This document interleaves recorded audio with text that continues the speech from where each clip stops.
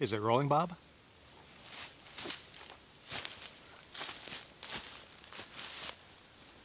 YTPC, pipe smokers, back in the woods.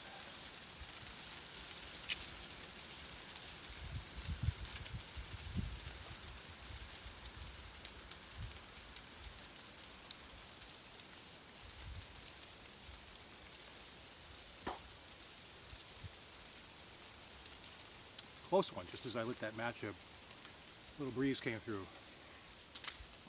I hope you can see this, but here we are, November 10th, 2020.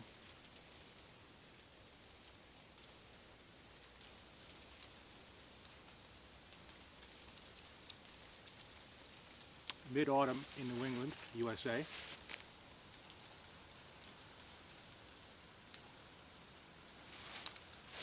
Since I was last here a few weeks ago, all the leaves are pretty much down with the exception of this showering of dry oak leaves that come down with every little breeze.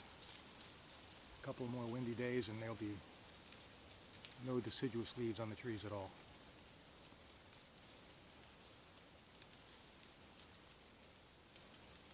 Of course, the white pine and eastern hemlock will be green all year. But it's just another amazing day.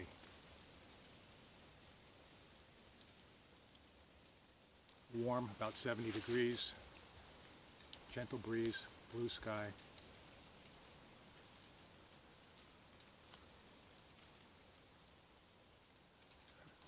These leaves are tough for a bird watcher because every time I see some movement out of the corner of my eye, I think it might be a bird.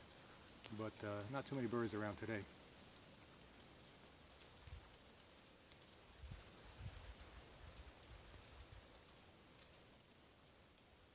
Of course, it's not entirely a coincidence because I tend to come up here when I'm expecting good weather. I don't want to be sitting out here in the woods in the rain or anything.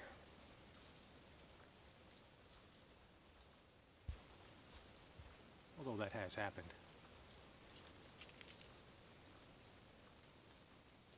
I'm smoking Stokkebeyes Balkan Supreme. This is one of the first mail order tobaccos I bought back in March, so it's almost 9 months old in the jar.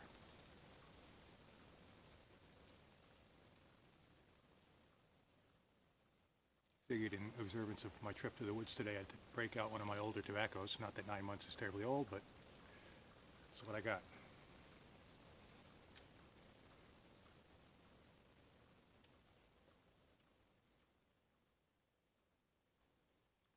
I'm trying to line up a couple of more tobaccos. But some phenomenon I've observed, I don't know if this is an annual event or not because I've never looked before, but a couple of times I've gone shopping and looking for mason jars.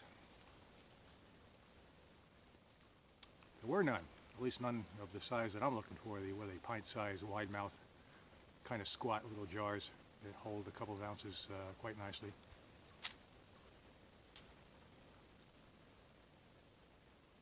I don't think it's a run on jars by pipe smokers. Most likely it's just a seasonal thing where people, this is the time of year when people who are into it, do their canning.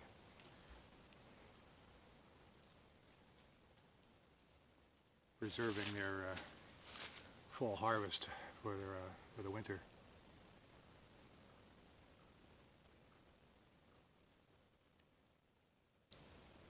Either that or people are expecting this pandemic to get even worse. We're in the midst of a predicted fall surge.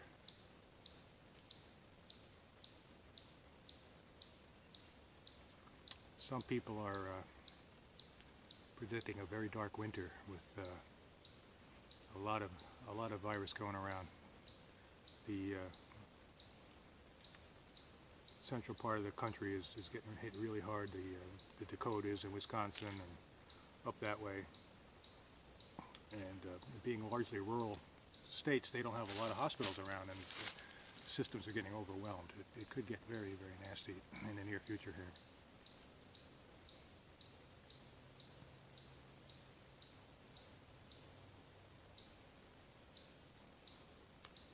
smoking my one of my 2 or 3 Algerian briar pipes that I totally stripped and refinished. This is a big one. I brought a big one today because I was kind of hoping for a nice long smoke.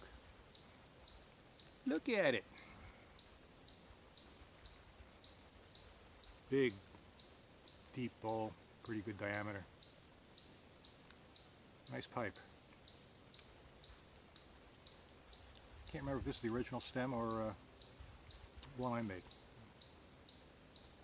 That's a good thing, I guess, that I can't tell my replacements from the originals.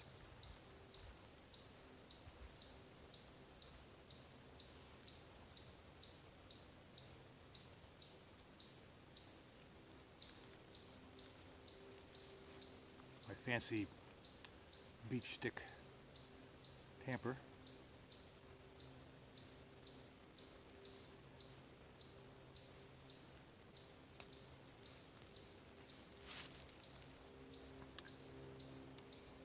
Here it is, November 10th.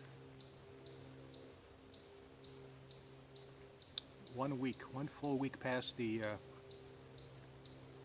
election here in the U.S.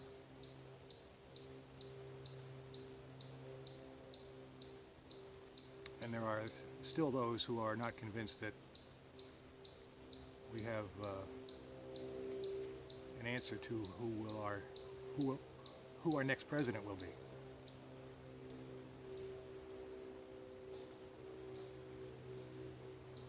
Which is not a surprise. There are a lot of promises that this would be a bitter fight to the end.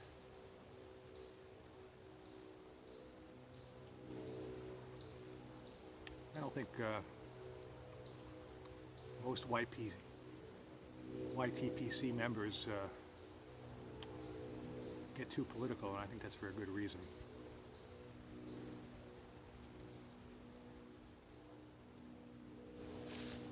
So all I'll say is that I like to think that pipe smokers are thoughtful people. I mean, after all, it's one of the best parts about smoking a pipe, right? You can sit down quietly by yourself and take 15 minutes, half hour, think about stuff. But anyway, I like to think that most pipe smokers, being thoughtful folk, are more like me politically than some other people.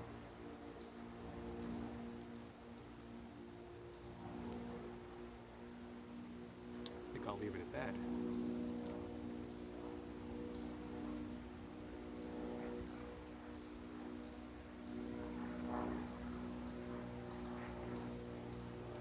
I had an interesting week, pipe-wise, tobacco-wise. I'm a big fan of Chris Kelly at Eldritch Pipes, as I'm sure I've mentioned before. I love his videos, find his reviews not necessarily terribly helpful because of the way he presents things, but fun to watch, a lot of fun to watch. And he's been collaborating with Byron's Ventures. He started off reviewing a number of Ken Byron blends like Mountains of Madness and Byronic Slices, and one that I have tried and enjoyed quite a bit was the Verge Engine Overdrive.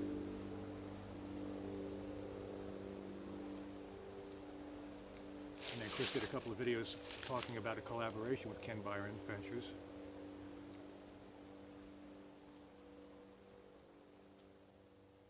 One called The Patience of Dr. Silence, and the other Goblin Mixture. Chris always starts his videos, "Hello goblins," so I guess I'm a goblin, for whatever that means or whatever it's worth. But anyway, Chris collaborated with Ken Byron Ventures. I guess his name's not really Ken Byron. And did some fun videos on these blends, but they became almost impossible to buy right away. I mean, I don't think I ever saw, I'm not sure that I ever saw them actually in stock on the Byron Ventures website. Every now and then somebody posted a comment and said that they had some, but I guess you just have to get it at exactly the right moment because it must sell out very quickly, unless they're just only making tiny amounts. I have no idea.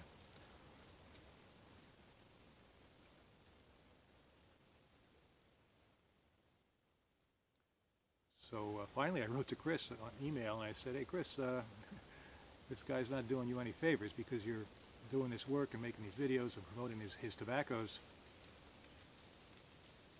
but they're never in stock. I mean, you build up this demand and then there's no stock, so it strikes me as not the best business practice.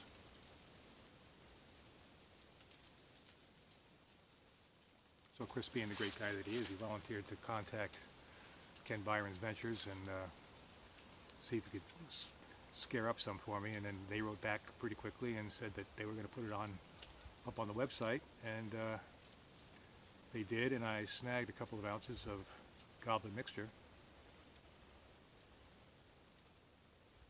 and I hope to see it in the mail in the next couple of days. So I'm looking forward to trying that.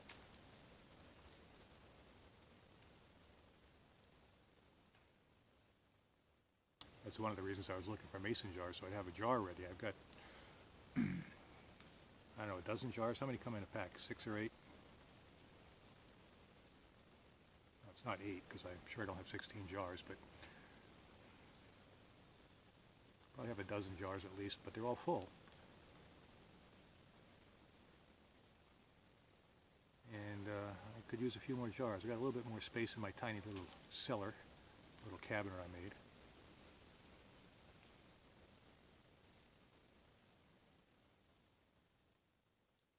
I don't want to tie up too much capital in tobacco. I don't get to smoke that often, just a few times a week. So the tobacco I already have will last me quite a while. But as I'm sure many of you know, you see something, somebody mentions it, talks about it, does a review, whatever. You get curious and you want to try it. Before you know it, you've got 50 tobaccos.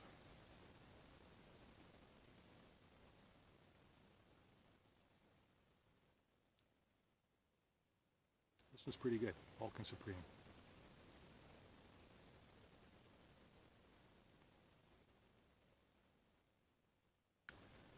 I'm just loving this day. Very, very quiet here today. No cars going by down on the road much. No wind noise, no barking dogs, no chainsaws.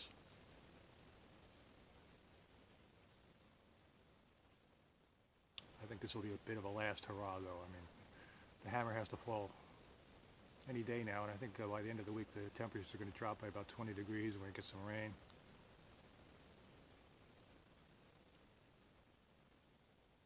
I don't know when I'll get back here. If the weather's good, I'll try to get up here for my birthday in mid-December.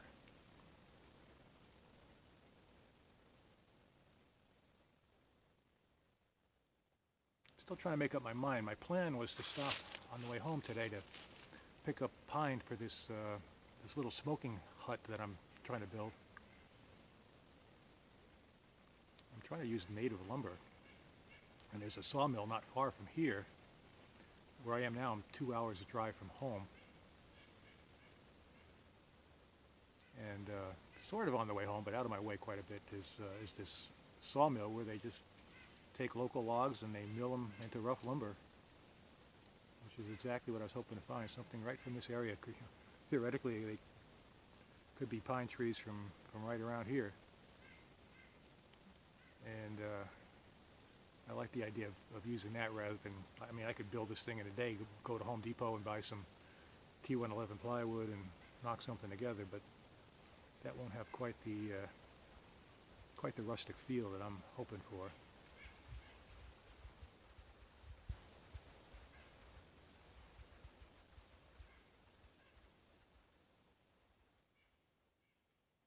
Plus, I'm hoping, in a strange sort of way, to, as I mentioned before, build this thing at home and then transport it in pieces up here and reassemble it on site here in the woods, so I can have a place to sit and smoke and get out of the weather if there is any. Maybe sleep in there.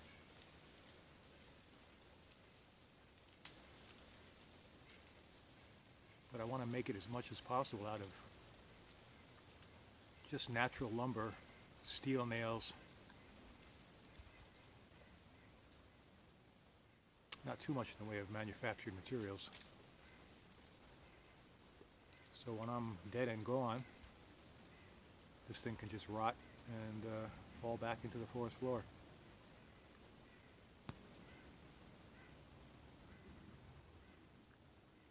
I'm finding I'm thinking that way more and more these days as I get older.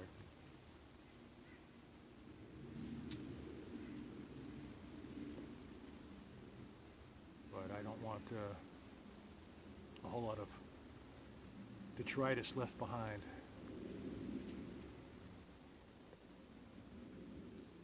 But the guy who runs that sawmill is not the best businessman in the world, I suspect, because he never returns my calls. I'm 2 hours from home, and I don't want to, and that's at least a half hour out of my way, so I don't want to go down there without knowing that he's there and the material I need is available. So I've called ahead a few times to try to get him to tell me if he's going to be around. I get the impression he sort of comes and goes as he pleases. And I was hoping he would pave the way for me so I'd know he was there and I could just go down there and pick up my stuff and be on my way. But he didn't confirm. He didn't confirm that he would be there today. So I'm debating whether I should bother.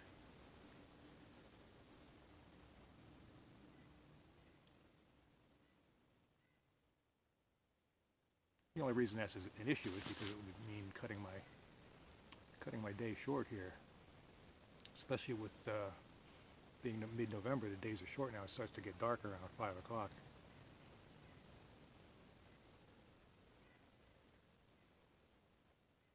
I'm not wild about driving home in the dark.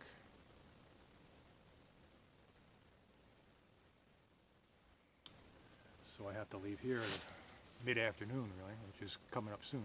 I had lunch already.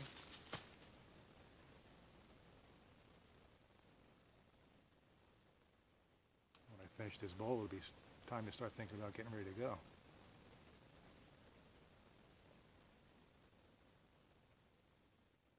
Didn't do much today. Didn't plan much because I wasn't really planning to be here that long. I got a late start this morning. I was hoping to leave home early, but had one of those nights where I was up for an hour and a half in the middle of the night, so finally fell back to sleep and slept a little bit later than normal. But that's okay. I didn't have